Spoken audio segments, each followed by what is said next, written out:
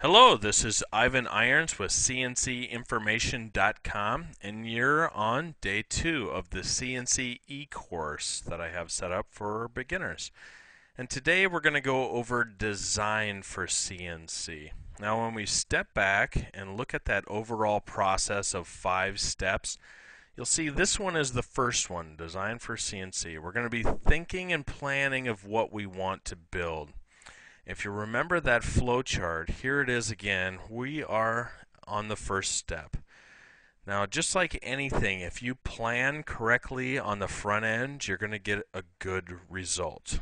Now, if you started your planning when you were going to machine or you were out there in the shop, you're probably going to have a bad result. So we want to do all of that strategic thinking up front and figure out what we really want to make before we spend the time and energy going after the other steps in the CNC process. So there's some questions, and these are the design questions. And there's more than just what I have listed here, but you'll also hear these called project requirements. So what size will this be when we're done? What material will it be made of? Is it going to be steel or aluminum or plastic or rubber? I mean, there's a number of different materials that we use. Who is the customer? And really, more than that, what does the customer want? What's the end result?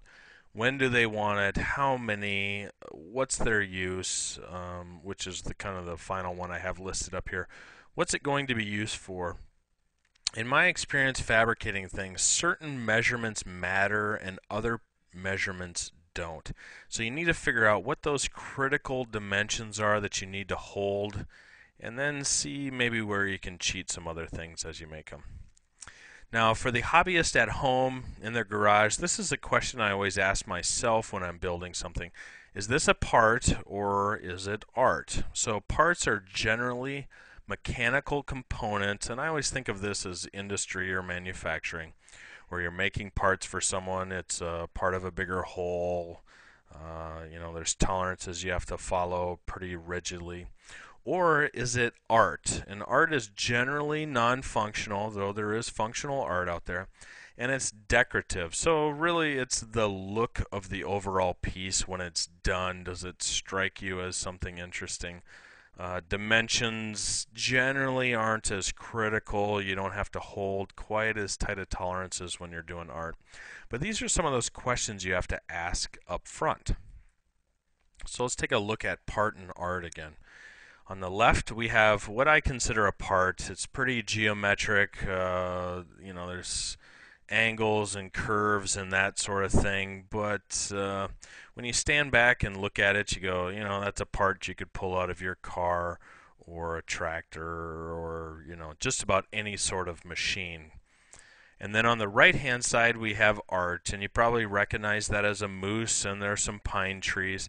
There's also this type of CNC. Now, this one on the right happens to be for a CNC plasma cutter. This is a shot out of Sheet Cam, which is a CAM software, and you'll see the start points there and kind of how the plasma cutter will cut that out of steel. But, you have to think of these. Is that moose's horns? Is that dimension very critical versus the part on the left where we have a couple of holes there? That dimension could be critical. So keep that in your design thinking as you're designing for CNC going forward.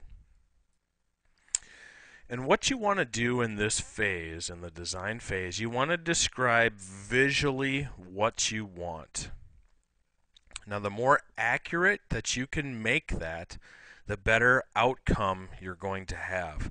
I've worked with a number of people that say, how about something like this, or how about something like that. Those projects usually get off track. When you have very specific requirements or a very specific idea on what you want, usually the outcome works out to everyone's satisfaction. And really what I recommend is to sketch out your idea to start with. Create multiple designs, and when I say sketch, I'll show you in a picture in a second, but draw it out. It doesn't have to be perfect, but it gives you a rough idea in your mind of what you want to accomplish. Now, as you're sketching, I like to sketch a number of different variations or versions on how you would build this part or art. And one of those is really going to stick out. One of them is going to stand out to you if you make multiple ones, and that'll really be the path or the fork in the road that you're going to want to go after.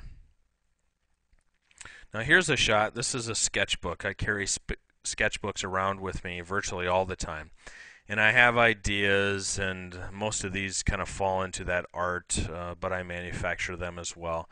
But as I have ideas, I will note them and just kind of make little comments here and there so I remember the idea as I'm doing it. Usually I start out with 2D designs in multiple views, which we'll talk about in CAD a little bit more. But I try 2D designs and look at it from a couple of different angles, but I note them in a notebook, and then later, just like I'm saying, I come back and one of these really sticks out as the winner, the one that I'm going to want to go after. And that's really the lesson for today. That was designing for CNC. Now tomorrow we're going to do CAD, computer-aided design, which is taking our initial thoughts and ideas and requirements and converting them into a computer design or translating them into the computer.